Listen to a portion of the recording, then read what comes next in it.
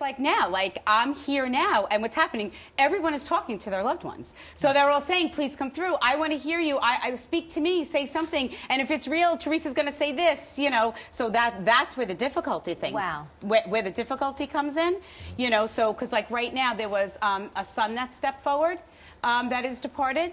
And he made I felt up with like fluid. So that means that he either, so you lost your son, ma'am? How do you connect with the filling up with the fluid or with the chest?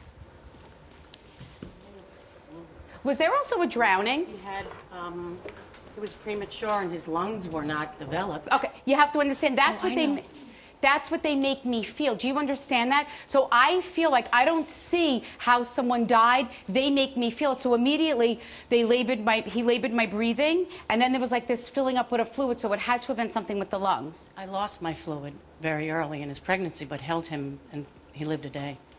But he passed from the lungs. Is that correct? Or that's why he didn't survive? Wow. Correct. You still have all of his belongings?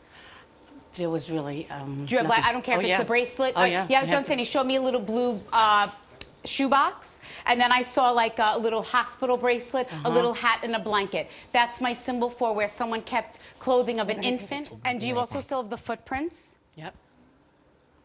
He's like, it's been forever, and my mom still senses and feels my soul. Is your mom also departed as well? No. Where is the mother that's departed? She just stepped forward and stood behind her? Your mom is departed? Okay, so know that your mom is stepping forward. Are you like, I can't believe my mom is stepping forward?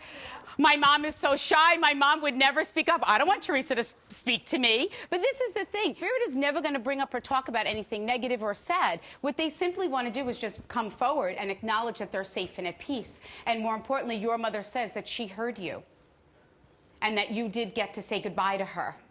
And she knew that you were there. Do you understand that? And where does the stomach come in?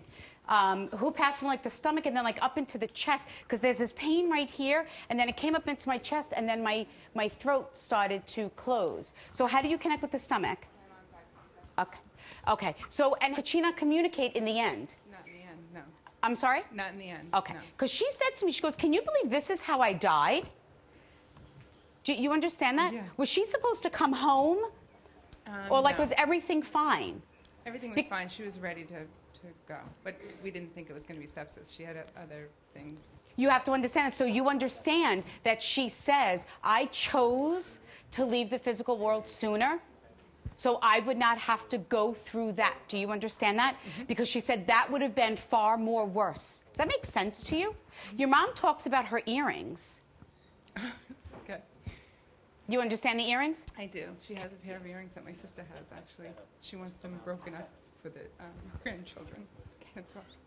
Perfect. Look, this doesn't mean that then we have to do these things, we should do these things. This is all validating for you that your mother's soul, the souls of your loved ones, are always with you. They're not with me. They're not waiting for you at the cemetery. They go with you. That's why I like them to bring up things that have happened, like for her son, keeping the items in the box. It's just validating that even though his soul, he didn't get to live here in the physical world, his soul has grown on the other side. Thank you. You're very welcome. I want to talk about who passed from the hitting of the head. I'm sorry? Oh, so you're going to be the spirit hog? I didn't expect to be, but okay. My dad died 9-10 months after my mom, and he hit From the head.